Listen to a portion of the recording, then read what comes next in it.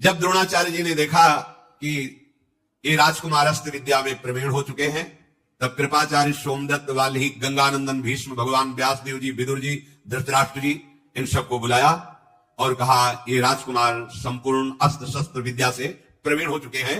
हम सब राजकुमारों का योगी जो शास्त्र विद्या में, शस्त्र विद्या में, राजनीति में प्रवीण हुए, एक रंगमंच बनाया जाए और इनका युद्ध कौशल दिखाना चाहते हैं। धृतराष्ट्र उस समय राजगद्दी पर विराजमान थे, क्योंकि पांडु महाराज पधार गए थे तो यही राजा के पद में थे। आदेश हुआ, वहां की बहुत ही समतल भूमि का पूजन करके वहां आसन बनाए गए सम्राट के लिए, उनके मंत्रियों के लिए, हस्तिनापुर के पूज्य जनों के लिए, नर नारियों के लिए बहुत बड़ा रंगमंच, और सुंदर सुंदर पालकियों में राजरानियां वहां पधारी, पूरे नगर के लोग पधारे, जन समुदाय एकत्र हो गया, विविध प्रकार के बाजे बजाए गए। उस समय श्वेत वस्त्र, श्वेत यज्ञोपवीत धारण किए हुए आचार्य द्रोण अपने पुत्र अश्वत्थामा के साथ रंगभूमि पर पधारे। बलवानों में श्रेष्ठ द्रोणाचार्य जी की सबने पूजा की। उच्च स्थान पर आचार्य बैठे, समीप में कृपाचार्य बैठे, फिर गंगानंदन भीष्म जी, फिर विदुर जी, धृतराष्ट्र जी, ऐसे बड़े बड़े सब महापुरुष बैठे। जितने भी राजकुमार हैं सब अपने अपने दस्ताने पहनकर कमर कस के युद्ध कौशल दिखाने के लिए आए। राजकुमारों में श्रेष्ठ महाराज युधिष्ठिर सबसे पहले आकर अपने आचार्य को और फिर पूज्य जनों को प्रणाम किया। यदि सभा में गुरुदेव विराजमान हो और गुरु के गुरु, गुरु के गुरु ऐसे पूज्यजन विराजमान हो, तो शिष्य का पहला कर्तव्य है कि अपने गुरुदेव को साष्टांग प्रणाम करने के बाद ही किसी को प्रणाम करें। गुरु से बढ़कर उसकी दृष्टि में कोई महिमा नहीं होनी चाहिए। सबसे पहले अपने गुरुदेव को, वो खुद आदेश करेंगे, अरे नहीं ऐसा नहीं, उनको प्रणाम करो, पर शिष्य का पहला प्रणाम अपने गुरुदेव के लिए। तो सबसे पहले धर्मराज युधिष्ठिर जी ने द्रोणाचार्य को प्रणाम किया, फिर गुरुजनों को। राजकुमार जो दुर्योधन आदि हैं, ये सब अपने अपने अस्त्र शस्त्र लेकर रंगमंच पर आए। सबने धनुष झुका करके आचार्य चरणों में प्रणाम किया। एक एक करके अपनी धनुर्विद्या, गदा विद्या, तलवार, अश्व पर चढ़ना, हाथी पर चढ़ना, भूमि पर पैतरे बदलते हुए युद्ध करना और मल्ल युद्ध करना, कुश्ती आदि, ये सब दिखा रहे थे। दुर्योधन और भीमसेन हाथ में गदा लेकर के रंगभूमि पर जब उतरे तो ऐसा लग रहा था दो पहाड़। 10,000 हाथियों का बल दुर्योधन के अंदर और जन्मते ही 10,000 हाथियों का बल भीम के अंदर। पर जब इनको विष पवाया गया था तो 10,000 हाथियों का बल नागलोक, तो ये बहुत बल में बढ़े चढ़े थे भीम। दोनों महाबली योद्धा मंडलाकार होकर गदा युद्ध कर रहे हैं। कुंती जी और गांधारी जी धृतराष्ट्र को बताती जा रही, दुर्योधन ने ऐसा, भीम ने ऐसा। बहुत बुद्धिमान धृतराष्ट्र जी हैं, विचार कर रहे हैं कि जैसे पैतरे भीम बदलता है, देख तो पा नहीं रहे, सुन के दुर्योधन कभी इनसे जीत नहीं सकता। वहीं हृदय में आग पैदा हो गई कि मेरे प्रिय पुत्र का विनाश करने में समर्थ होगा ये भीम। बहुत बुद्धिमान थे। इन दोनों में ऐसा जोश आया कि युद्ध रूप प्रारंभ हो गया। फिर तो सारी रंगभूमि में हाहाकार मच गया।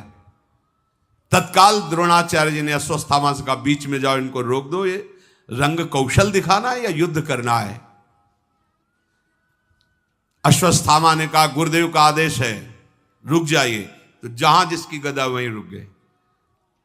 आदेश में एक भी हरकत उसके आगे नहीं। आदेश तो जहां जैसे। जो मुझे पुत्र से भी अधिक प्रिय है, हे दर्शक गणों, अब आप उसकी शस्त्रों में कितनी निपुणता की स्थिति आई है आप देख लीजिए। स्वयं द्रोणाचार्य जी ने अर्जुन को ऐसा संबोधन करके मंच पे उतारा। आचार्य स्वस्थ वाचन करके जे ही अर्जुन को उतारा, अर्जुन ने तो जैसे कोई बिजली चमके ऐसे अपने धनुष पर प्रत्यंचा चढ़ाई और ऐसा हर्षोल्लास के साथ विद्याओं का प्रदर्शन शुरू किया जो अभी तक किसी ने नहीं किया था। विदुर जी, शांतनंदन, भीष्म जी, ये सब बड़े बड़े महापुरुष देख रहे हैं। पांडुनंदन अर्जुन जैसे अरण्य मंथन से अग्नि प्रकट होती है, ऐसे तेजस्वी महापुरुष पहले आचार्य के चरणों में बाण संचालन करके प्रणाम किया। यह वीर का प्रणाम होता है, गुरु के चरणों के समीप बाण जाकर के लगे। तत्काल आग्नेय अस्त्र से रंगमंच पर आग पैदा कर दी। तत्काल वरुणास्त्र से जल बरसा करके उसको शांत कर दी। वायुवास्त्र से जोर भरी आंधी चला दी और पर्जन्यास्त्र से बादल पैदा करके वर्षा शुरू कर दी। क्षण भर में अर्जुन आकाश में दिखाई देते, क्षण भर में बहुत छोटे दिखाई देते। एक क्षण में रथ में खड़े हैं तो दूसरे क्षण में रथ के नीचे खड़े और अस्त्र कौशल बाणों की वर्षा शुरू कर दी। जैसे बाण पानी की बूंदें ऐसे बरस रहे हैं। बड़ी फुर्ती से बड़े सूक्ष्म लक्ष्य को बड़े शीघ्र बिना हिले डुले बेध देना। रंगभूमि में एक लोहे का बना हुआ स्वर्ण रखा गया जो बहुत तीव्रता से घूम रहा था यंत्र पर। अर्जुन ने एक साथ 5 बाण उसके मुख में भर दिए और वो ऐसे घूम रहा है। 5 बाण अलग अलग, कितनी सेकंड में सामने आया, 5 बाण से भर दिया।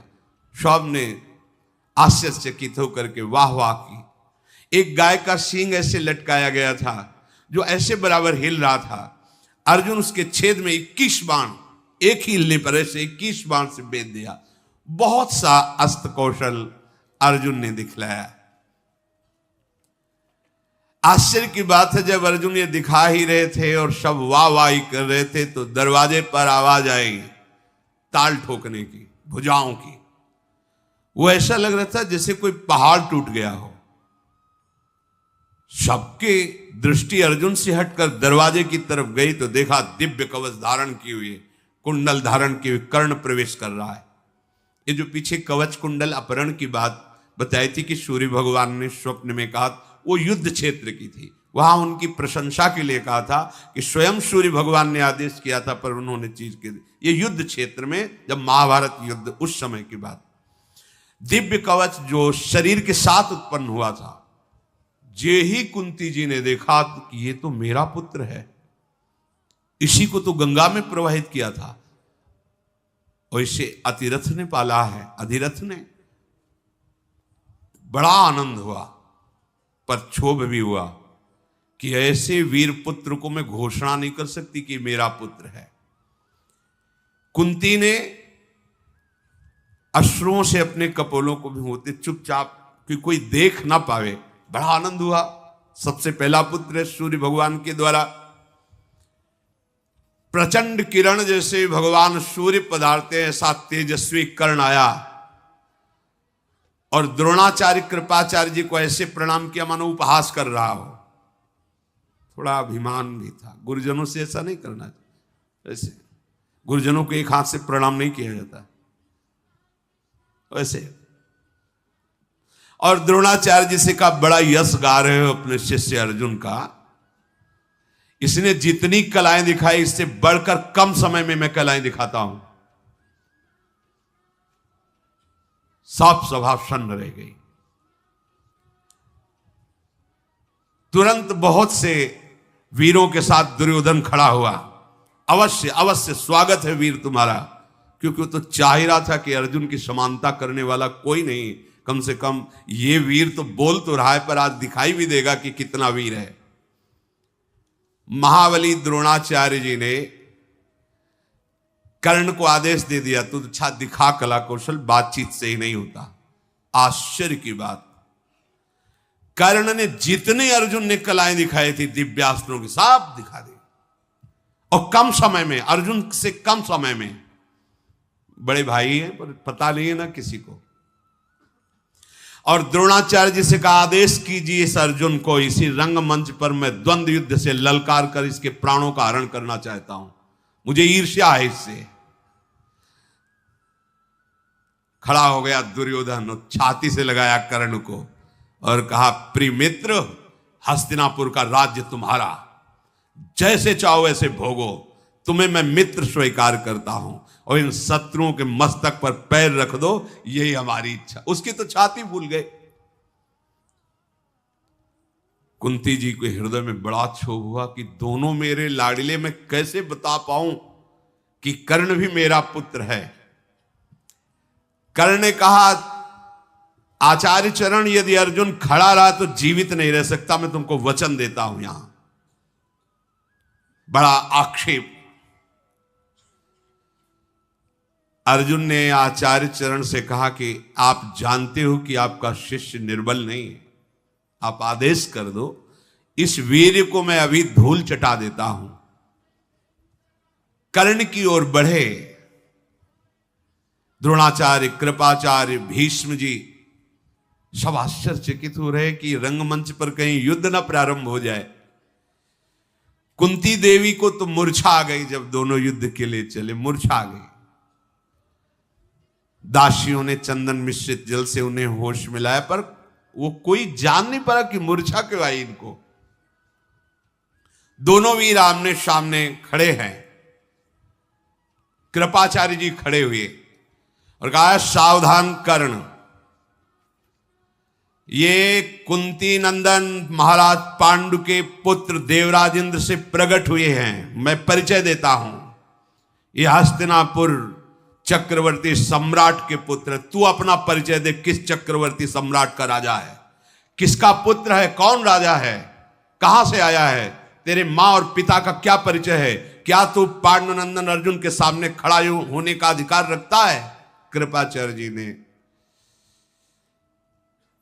कर्ण भगवान सूर्य की तरफ ऐसे देखा, महाराज आप जानते हो और मैं भी जानता हूं कि मैं कौन हूं, पर कैसे इनको परिचय दूं। ग्रीवा झुका कर खड़ा हो गया, उत्तर नहीं। कृपाचार्य के कहने पर कर्ण की आंखों में रोष है और लज्जा से सर झुकाकर खड़ा हो गया, जैसे कमल मुरझाया हुआ हो। दुर्योधन ने कहा आचार्य चरण, कृपाचार्य से, तुम्हें पता है 3 प्रकार के राजा होते हैं। एक होता है राजकुल में पैदा हुआ उत्तम, दूसरा होता है सेनापति, अपने बल विक्रम से राजा को परास्त करके राज्य पद पर बैठ जाना, और तीसरा होता है एक राजा मित्र अपने दूसरे मित्र को राजा बना सकता है। मैं इसे राजा घोषित करता हूं अंगराज कर्ण, मैं अभी तिलक करता हूं। अगर आप कहते हो कि किस राज, तो मैं इसे राजपद पे देता हूं, और चक्रवर्ती सम्राट पद पर धृतराष्ट्र है, तो अधिकार है दुर्योधन का। तत्काल ब्राह्मणों को बुलाया, स्वस्ति वाचन हुआ, स्वर्ण का सिंहासन रखवाया, मुकुट रखकर अंगराज के पद पर कर्ण का अभिषेक कर दिया। राजा कर्ण ने कहा दुर्योधन बिक गया मैं, अब कर्ण का जीवन तुम्हारे हाथ में है। अब मैं कभी विचार नहीं करूंगा कि तुम्हारा आदेश धर्मयुक्त है या अधर्मयुक्त, आज से बिक गया। तुमने हमारी ग्रीवा जो झुक रही थी उसे उठा दिया, अब जो आदेश करोगे कर्ण तुम्हारे लिए प्राण न्यौछावर करने के लिए तैयार हो जाएगा। तदनंतर ये वार्ता हो ही रही थी कि अधिरथ जो बूढ़ा हो चुका था लाठी का सहारा लेकर रंगमंच पर आया। कर्ण ने जो ही देखा कि पिता है, क्योंकि उसी ने पालन किया था, उतरे और जाकर चरणों में मस्तक रखा।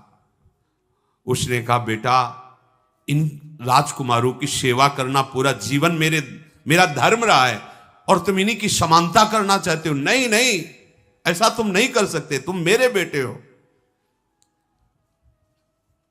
भीम ने कहा समझे कर्ण, ये हमारे दुर्योधन, हमारा ही राज्य है ये, उनके मुकुट धरने पर तू राजा नहीं हो जाएगा।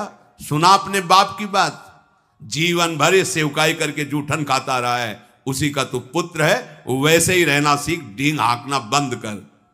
ओ सूत पुत्र, तेरे हाथ में गदा अस्त्र नहीं शोभित होने चाहिए, घोड़ों की चाबुक होनी चाहिए। शांत होकर के कर्ण चुपचाप सुनते रहे। कुंती को बहुत अंदर से कि मैं बता दूं, ऐसा आक्षेप मत करो, ये तुम्हारा बड़ा भाई, पर कैसे बोले। भगवान का ऐसा विचित्र विधान होता है कि सत्य को जानते हुए भी नहीं बोल पा रही थी।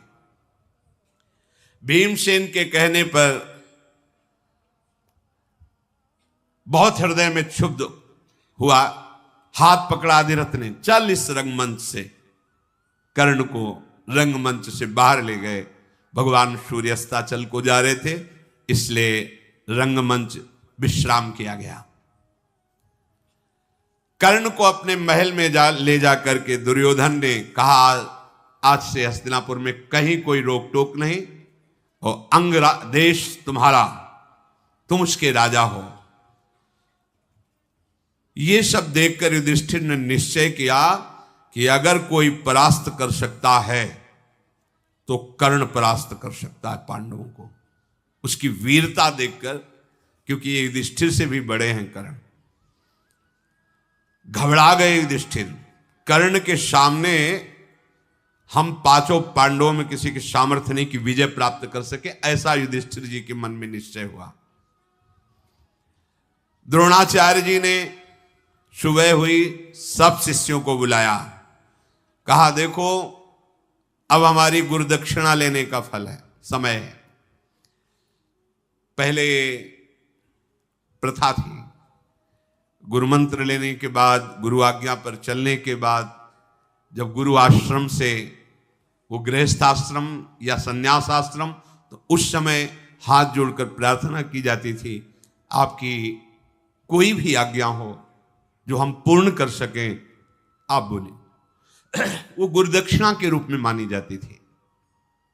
सब राजकुमारों को बुलाया और कहा कि मेरी गुरुदक्षिणा है, पांचाल राज नरेश द्रुपद को बंदी बना के हमारे चरणों में डाल दो। द्रोणाचार्य जी ने ऐसा आदेश किया। 100 कौरव हैं, 5 पांडव हैं। दुर्योधन, कर्ण, दुशासन, युयुत्स, विकर्ण, जलसंध, ये जो 10-10 हजार हाथियों का बल रखने वाले पराक्रमी कौरव, मैं पहले युद्ध करूंगा, मैं पहले युद्ध करूंगा। राजधानी के निकट पहुंचकर द्रोणाचार्य जी रुके और कहा देखो, एक एक पक्ष जाएगा, पहले कौरव जाएंगे, गुरुदक्षिणा में द्रुपद को बंदी बना के हमारे चरणों में लाएंगे। यदि ऐसा ना हो सका तो फिर पांडव जाएंगे। रथों पर बैठकर, घोड़ों पर बैठ करके द्रुपद नगरी में प्रवेश करके विनाश करने लगे। महाराज द्रुपद को सूचना पहुंची कि कुरुवंशी राजकुमार आक्रमण कर दिए हैं। द्रुपद महावीर थे, तत्काल सैनिक और भाइयों के साथ वहां पधारे। अब ये राजकुमार कहां द्रुपद, भयानक बाणों की वर्षा की भय से भयभीत होकर भागने लगे 100 कौरव। घायल अवस्था में चीख पुकार करके वहां टिकी ही नहीं पाए उनके सामने। अर्जुन ने कहा, ये जो आवाज सुनाई दे रही कौरवों की त्राहिमाम की आवाज है। गुरुदेव, वो भी आपके शिष्य हैं और हमारे भाई हैं, अगर आप विलंब करते हैं तो हो सकता है उनके प्राणों पर भी आ जाए।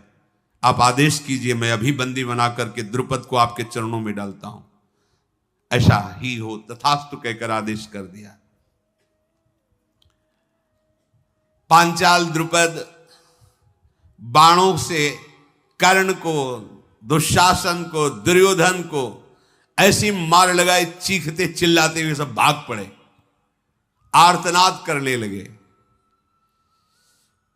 शत्रुओं को सिंहनाद करते हुए अपने रथ से, घरघराट से भयभीत करते हुए अर्जुन चले और कहा, महाराज युधिष्ठिर, आप गुरु सेवा में रहिए। भीमसेन से कहा, आगे तुम गदा लेकर चलो। नकुल सहदेव से कहा, तुम हमारे दोनों रथ के पहियों के बराबर घोड़े से चलो, अकेले मैं जीतूंगा, किसी सैनिक की या किसी अन्य की आवश्यकता नहीं। महाराज द्रुपद की सेना को जैसे कोई मतवाला हाथी वन उजाड़ते हुए चलता है, भीम अपनी गदा से रास्ता साफ करते, कोई सामने टिकता नहीं। ग्वाला वन में डंडे से जैसे पशुओं को भागता है, भीमसेन ने सारी सेना अकेले खदेड़ दी द्रुपद की। द्रोणाचार्य का प्री कार्य करने के लिए अर्जुन ऐसे बाणों की वर्षा कर रहे थे कि द्रुपद पक्ष को यह दिखाई ही नहीं दे रहा था कि चला कौन रहा है बाण। अंधेरा छा गया बाणों से। अर्जुन ने बड़ी फुर्ती से बाण संधान करके महाराज पांचाल नरेश द्रुपद के सारथी को मार डाला, ध्वजा काट दी, उनके धनुष की प्रतिष्ठा काट दी और कूद पड़े तलवार लेकर। और जैसे एक सिंह दूसरे सिंह को दबोच लेता है, ऐसे द्रुपद को पकड़ करके गर्दन नीची करके और अपने रथ पे डाल लिया और भीमसेन से कहा बस वापस चलो। अर्जुन को आते देख करके द्रोणाचार्य जी खड़े हो गए। द्रोणाचार्य के सामने जाके पटक दिया द्रुपद को चरणों में। द्रोणाचार्य जी खड़े थे, कहा हां भाई द्रुपद, वचन याद करो, राजा का मित्र राजा होता है, भिखारी नहीं होता। आज मैं राजा हूं और तू भिखारी, बोल मित्रता स्वीकार करता है कि नहीं? अब जब राजा ही चरणों में पड़ा हुआ है तो फिर द्रुपद के हृदय में भयंकर आग, अब राष्ट्र को रौंद दिया अकेले भीम ने। द्रोणाचार्य जी हंसे, बोले हम दयालु ब्राह्मण हैं, मारेंगे नहीं तुम्हें, क्षमा करते हैं, पर अब पूछते हैं हमसे दोस्ती करोगे? जैसे सभा में गए थे तो कहा था ए भिखारी तेरी मेरी क्या मित्रता, अब बोलो मेरे से मित्रता करोगे? तुम कुछ नहीं हो इस समय में, तुम्हारे प्राण भी हमारे अधीन है। हाथ जोड़ करके द्रुपद ने कहा मुझे पता नहीं था कि ब्रह्म बल सबसे श्रेष्ठ होता है। अब मैं आपके चरणों में पड़ा हूं, चाहे जीवन दान दो या आप मार दो, पर आप जैसे पराक्रमी महात्मा के पराक्रम को मैं ऐसा नहीं जानता था। द्रुपद ने कहा। उनका द्रुपद तुम आज भी मित्र हो, सम्मान के साथ जाओ, पर आधा राज्य हमारा और आधा तुम्हारा। पांचाल नरेश का आधा राज्य द्रुपद को दिया और आधा द्रोणाचार्य जी ने लिया। द्रुपद को छोड़ तो दिया, पर द्रुपद ने कहा क्षत्रिय बल से तो तुम्हारा नाश नहीं कर पाए हम और न कर पाएंगे। अब मैं ऐसे ब्राह्मण को ढूंढूंगा जो तुम्हारा नाश कर दे, क्योंकि मैं सहन नहीं। ये ईर्ष्या द्वेष जय पराजय ये बिना भगवान के भजन के शांत नहीं होती। अब जब ये बात नगर को पता चली कि द्रुपद को बंदी बनाकर द्रोणाचार्य के चरणों में डाल दिया गया, तो पूरी प्रजा महाराज युधिष्ठिर पर टूट पड़ी। हमारे जैसे पांडु राजा थे वैसे ही महाराज युधिष्ठिर हैं। अब धृतराष्ट्र नहीं, महाराज युधिष्ठिर राजा होने चाहिए। गली गलियों में लाखों लोग एकत्रित होकर धृतराष्ट्र के पास सूचना पहुंची कि महाराज आपका सिंहासन खतरे में है। महाराज युधिष्ठिर के लिए पूरी प्रजा तैयार है। भीष्म जी, विदुर जी ये सब एकत्रित हुए। प्रजा जब चाह रही तो फिर क्या होगा? वह ऐसा नहीं होना चाहिए। धृतराष्ट्र जी को राजगद्दी से नहीं। धृतराष्ट्र जी ने घोषणा कर दी युवराज पद पर महाराज युधिष्ठिर को विराजमान कर। युवराज पद पर विराजमान करने से कम राज सिंहासन तो बच जाएगा। विदुर जी की सलाह से, भीष्म जी की सलाह से प्रजा को आनंद हुआ। हाँ ठीक है, युवराज के बाद राजा तो यही होंगे ना। बड़ी शास्त्रीय पद्धति से महाराज युधिष्ठिर को युवराज पद पर विराजमान किया गया। इसी बीच में भीमसेन ने भगवान बलराम जी से गदा युद्ध सीखा और दुर्योधन ने भी। कपटी आदमी चाहे रिश्तेदार हो चाहे नातेदार हो, कभी उसको अपने समीप ज्यादा नहीं रखना चाहिए, नहीं विनाशी होता है। जब से पांडव पधारे थे तब से शकुनी आके यहीं रहने लगा था। गांधारी जी का भाई है और बहुत ही कपट माया जाल में प्रवीण है। इसने कहा भांजे यदि युधिष्ठिर युवराज तो निश्चित राजा, क्योंकि महाराज पांडु राजा थे, पांडु के पधारने पर धृतराष्ट्र हुए हो, आंख है नहीं, युवराज ये तो राजा वो, फिर उन्हीं का पुत्र राजा, मतलब सदैव तुम दास ही रहोगे, कभी राजा पद नहीं, मारो पांचों को मारो। अब उनके हृदय में बड़ी जलन हुई कि अब क्या करो। समुद्र पर्यंत सारी पृथ्वी का राज्य महाराज युधिष्ठिर को मिलेगा, क्योंकि युवराज हो गए, अब क्या कर सकते हैं। इतने में जो भी राजा सर उठाता विरोध में, भीम और अर्जुन जाकर परास्त करके धनराशि धृतराष्ट्र के चरणों में समर्पित करते। ये सब सुनकर देखकर धृतराष्ट्र का हृदय जलने लगा।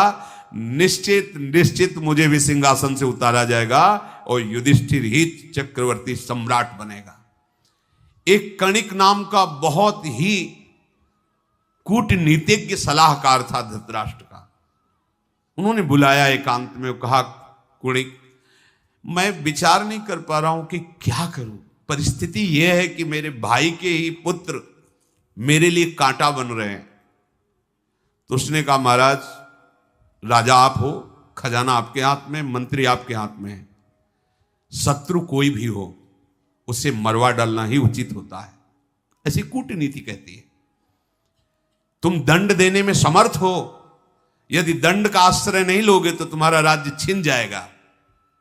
शत्रु कोई भी हो, रिश्तेदार नातेदार पुत्र या संबंधी कोई भी हो, अगर वो शत्रु है तो या तो उससे मुंह मांगी वस्तु दे करके अपने पक्ष में फंसा के मार डालना चाहिए, और या तो युद्ध में ललकार के मार डालना चाहिए। तो तुम पांडवों को युद्ध में ललकार नहीं सकते क्योंकि तुम्हारे भतीजे हैं, तो इनको प्रसन्न करके दांव में फंसा के मार दो, यही राजनीति कहती है। कुणिक का ये उपदेश सुन करके यद्यपि नीति में निपुण धृतराष्ट्र पर बुद्धि काम नहीं कर रही, वो तो अपने स्थान को चला गया नीति बता करके। सुबल पुत्र शकुनी, दुर्योधन, दुशासन, कर्ण, ये सब धृतराष्ट्र के समीप गए और कहा महाराज आप सुन रहे हैं, देख रहे हैं, आपके हम 100 पुत्रों का पूरा राज्य से निष्कासन ही कर देंगे पांडव। भीमसेन सबसे बलवान है, अर्जुन अस्त्र विद्या में प्रवीण है, और मैं सदैव जलता रहता हूं यह देख करके। आपने राज्याभिषेक भी राजपद पर युधिष्ठिर का कर दिया, तो अब आपको पता नहीं है कि यही राजा बनेगा, क्या यह उचित है। और उधर वो सलाह दे के गया ही था कि मरवा डालना चाहिए, जो कणिक मन वो कूटनीति का विशेषज्ञ था। कर्ण और शकुनी, महाराज धृतराष्ट्र अब आप कुछ विचार कीजिए, ये पांडव भारी संकट हैं, इनका विनाश होना ही चाहिए। ये भीष्म सत्य प्रतिज्ञ हैं, कभी पांडवों का पक्ष छोड़ेंगे नहीं। द्रोणाचार्य जी अर्जुन को बहुत प्यार करते हैं, सदैव उनके पक्ष में रहेंगे। युवराज पद दे ही दिया है, अब हमारे लिए क्या रह गया है, विचार कीजिए महाराज। अब ऐसी दिशा में हम क्या करें। आप हमारे पिता हो और राजा भी हो, क्या हमको ऐसे ही दास बना के इनका रखोगे। पांडु महाराज इतने सद्गुण संपन्न हुए, इसलिए बड़े आप थे पर राजा आप नहीं बने, आंखों के कारण, आंखें अंधी थी। अब आप राजा बने, मेरा अवसर था तो युवराज बना दिया युधिष्ठिर को। महाराज आप कुछ तो कीजिए। अपने पुत्रों की बात सुनकर और उस कूटनीतिज्ञ की सलाह से बड़ा विचार किया कि क्या किया जा सकता है, आप लोग ही बताओ क्या कर सकते हैं। धृतराष्ट्र जी ने ऐसा पूछा तो उनका महाराज हमने विचार किया है, एक बार हस्तिनापुर से हटाओ, वारणावत है, ये बात फैलाई जाए कि वारणावत बहुत सुंदर है, हम वहां बहुत बड़ा मेला लगा रहे हैं, पांडवों को कुंती के साथ जाकर वहां कुछ दिन रहना चाहिए, दर्शनी नगर है, दर्शन करना चाहिए, मेले में जाना चाहिए, एक बार आप हस्तिनापुर से हटाओ। ठीक है। दुर्योधन ने बहुत से राजमंत्रियों को पैसे देकर पूरे नगर में वारणावत बहुत अच्छा है, वहां ऐसा, वहां जाना चाहिए युधिष्ठिर को, जिसे प्रजा विरोध न करे। प्रजा में हो गया अच्छा, हम लोग भी जाएंगे देखने के लिए। धृतराष्ट्र ने बुलाया पांडवों को और कहा, बेटा जीवन भर पांडव ने हमारे साथ सद्व्यवहार किया है और तुम भी वैसे ही हमसे प्रेम करते हो। मेरा हृदय कह रहा, मैंने सुना वारणावत बहुत सुंदर है, क्या तुम देखना चाहोगे? अपनी मां के साथ वारणावत चले जाओ, कुछ दिन वहां देखो, ये तो राज्य आपका है ही है, फिर आ जाना। युधिष्ठिर जी को अच्छा नहीं लगा कि मतलब ये सम्राट पद पे बैठ के ऐसी क्या बात कर रहे हैं, अभी तो युवराज पद दिया है, ये बात क्या कर रहे हैं, मतलब ऐसा क्या, इतना प्रेम से मुझे क्यों भेजना चाहते हैं?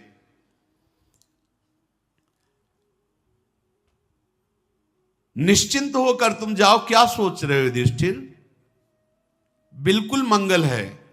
अरे जिसके साथ भीष्म हैं, द्रोण हैं, उसे कहीं परेशानी हो सकती है, और हमने पहले से व्यवस्था कर दी है। धृतराष्ट्र की बात को संशयपूर्ण लेते हुए युधिष्ठिर बहुत बुद्धिमान थे, धर्म का अवतार है, सोचा कि मैं असहाय हूं, इस समय मुझे वही करना है जैसा ये आदेश कर रहे हैं। उन्होंने कहा, पिताश्री आप जैसा आदेश करें। बड़े पिता, और विदुर जी को छोटे पिता कहते थे, वो पांडु के पुत्र थे। युधिष्ठिर ने शांतनंदन भीष्म, विदुर जी, द्रोण, वाल्मीकि, सोमदत्त, कृपाचार्य, इन सब ब्राह्मणों को प्रणाम किया और कहा, आदेश मिला है मुझे वारणावत जाने का। धृतराष्ट्र जी के आदेश को कोई काट नहीं सकता, पर सब चिंतित हो गए, अचानक ये आदेश कैसा? पांडुनंदन युधिष्ठिर, भगवान तुम्हारी सदैव रक्षा करें, ऐसा बुजुर्गों ने सबने आशीर्वाद दिया। वारणावत जाने की आज्ञा दे दी। दुर्योधन बड़ा प्रसन्न हुआ। उसका एक प्रधान निजी मंत्री था जिसका नाम पुरोचन था। पुरोचन को बुलाया और कहा, पुरोचन, ये धन धान संपन्न संपूर्ण पृथ्वी जैसी हमारी वैसी तुम्हारी, तुम्हें एक कार्य करना है, तुरंत तुम वारणावत पहुंचो और एक महल का निर्माण करो। अब वहां चक्रवर्ती सम्राट धन की तो कोई कमी नहीं है, ऐसा भवन निर्माण करो जिसमें चारों ओर बहुत सुंदर कमरे, बहुत सुंदर शैया भवन, ऊपर से रत्न लगे हों और अंदर में घी, तेल, चर्बी, लाह, ये सब मिलाकर मोटी मोटी दीवारें बनी हो, ऊपर से रत्न और नीचे अंदर सब ये पेट्रोलियम, जिसमें आग लगते ही पूरा का पूरा महल भस्म हो जाए। और ये लोग जब पहुंचे तो गांव के महल में रखना, जब तैयार हो जाए पूरा तब कहना कि आपके लिए एक निजी महल तैयार किया है, आप कुछ समय तक उसमें वास करें और अवसर मिलते ही आग लगाकर पांचों पांडव और कुंती को वहां भस्म कर देना। चारों तरफ पूरे महल में सन, तेल, घी, लाह, चर्बी, लकड़ी ऐसे लगाना कि कोई जान न पाए, ऊपर से रत्नों का लेप। बड़ी सावधानी से गुप्तचरों के द्वारा भी पता नहीं चलना चाहिए कि मेरे द्वारा ऐसे भवन का निर्माण किया जा रहा है। पांडवों को ऐसे विश्वास दिलाना जैसे तुम उनको बहुत प्यार कर रहे हो। जब पांडव जल जाएं तब तुम भी बाहर खड़े होकर के रोना कि हाय ये क्या हो गया, कैसे आग लग गई, क्या हो गया, तो ऐसे, और हमें सूचना देना। पुरोचन ने वैसा ही करने का ठाना जैसा दुर्योधन ने कहा था। शीघ्रगामी रथ पर आरूढ़ होकर वो वारणावत पहुंचा और गुप्त रूप से रात्रि में सब सामान मंगवाता और महल का निर्माण शुरू किया।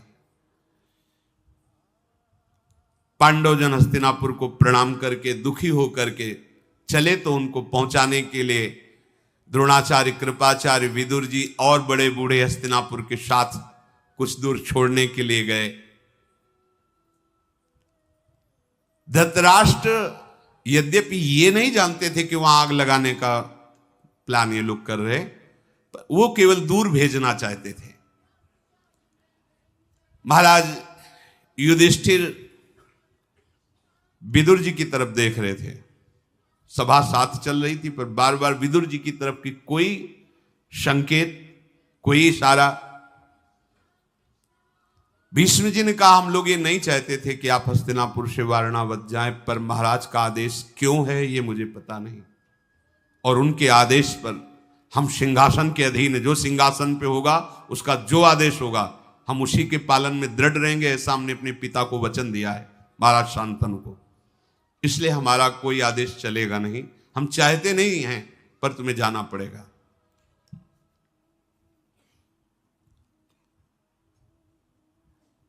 धृतराष्ट्र के इस आज्ञा पर कोई विरोध नहीं दे सका। विदुर जी ने सोचा कि एकांत मिले तो कुछ बात करूं, पर एकांत का सब साथ है, तो भाषा बदल दी। वो भाषा केवल युधिष्ठिर को पता है क्योंकि वो धर्मराज के अंश से है, म्लेच्छ भाषा। उन्होंने, विदुर जी ने म्लेच्छ भाषा में बोला जिसका अर्थ है, युधिष्ठिर तुम्हें पूरा रहस्य का ज्ञान होना चाहिए। ये हिंदी में, पर वो म्लेच्छ भाषा किसी को समझ में वहां नहीं आई। जो अनभिज्ञ पुरुष होता है, रहस्य को नहीं जानता, वो नष्ट हो जाता है। जो शत्रु की नीति शास्त्र का अनुसरण करने वाली बुद्धि को समझ नहीं लेता है, वो उसे समझ लेने पर कोई ऐसा उपाय कर सकता है, पर जो समझ नहीं लेता वो भस्म हो जाता है, नष्ट हो जाता है। एक ऐसा तीखा शस्त्र है युधिष्ठिर, जो लोहे का नहीं बना है पर पूरे शरीर को भस्म कर देगा। जो उसे जानता है वो उस आघात से बचने का उपाय कर लेता है। अर्थात संकेत में बताया कि तुम्हारे शत्रुओं ने तुम्हारे लिए एक भवन का निर्माण किया है, जो चर्बी, तेल, घृत, लाख आदि से बना हुआ है, क्योंकि विदुर जी के भी गुप्तचर लगे रहते थे पांडवों की रक्षा के लिए। फिर कहा, युधिष्ठिर घास फूस सूखे वृक्ष वाले जंगलों में वहां जलाने के लिए आग की व्यवस्था की जाती है, पर वहां के जो चतुर चूहे होते हैं वो बिल का निर्माण करके अंदर से अपने आप को उस आग से बचा लेते हैं। समझदार व्यक्ति को इसमें समझ लेना चाहिए। अर्थात उस महल में पूरा आग ही आग प्रज्वलित करने वाले पदार्थ लगे हैं। यदि वहां एक सुरंग तैयार कर ली जाए और तुम वहां से निकल जाओ तो बच सकते हो। युधिष्ठिर जिसके आंखें नहीं होती वो मार्ग नहीं देख पाता, अंधे को दिशाओं का ज्ञान नहीं होता, जो धैर्य खो देता है वो शत्रु पर विजय प्राप्त नहीं कर पाता। मेरी बात को तुम समझ रहे हो ना? अर्थात तुम्हें पहले से ही सुरंग जहां से खुदी, जहां से निकलना, वहां से दिशाओं का ज्ञान होना चाहिए। तुम किस दिशा को, किस जंगल को जा रहे हो, यह ज्ञान होना चाहिए। और तुम्हें घबराना नहीं चाहिए। यदि धैर्य खो दोगे तो तुम शत्रु पर विजय नहीं प्राप्त कर पाओगे। और युधिष्ठिर मनुष्य घूम फिरकर रास्ते का पता लगा लेता है, नक्षत्रों से दिशाओं का पता लगता है, पांचों इंद्रियों को एक साथ रखता है, तो शत्रु कभी पीड़ा नहीं पहुंचा पाते। अर्थात तुम पहले ही दिशा का चयन कर लो, और कितना समय है, कौन सी दिशा है, ये नक्षत्रों से पता चलता है। और तुम पांचों भाई एक मत रहना, तो ये कौरव तुम्हारा कुछ नहीं बिगाड़ पाएंगे। म्लेच्छ भाषा में ऐसा उपदेश किया। युधिष्ठिर जी ने म्लेच्छ भाषा में उत्तर दिया, आपकी बात अक्षरशः समझ रहा हूं। विदुर जी ने दाहिने करके उनको आशीर्वाद दिया, जाओ। भीष्म जी भी और नगरवासी भी लौट आए। कुंती जी साथ में थी, उनका बेटा, मैं समझ नहीं पाई विदुर जी क्या बोले। तुमने कहा अच्छा मैं समझ गया, तो ये भाषा क्या थी? तो उनका ये गुप्त भाषा है। विदुर जी ने मुझे संकेत किया है कि तुम जिस महल में रखे जाओगे वो प्रज्वलित अग्नि को बढ़ाने वाले पदार्थों से बना, और तुम्हें मारने का प्लान है। यदि तुम पांचों भाई एक मत रहोगे और धैर्यवान रहोगे और सुरंग की व्यवस्था कर लोगे तो तुम वहां से बच जाओगे।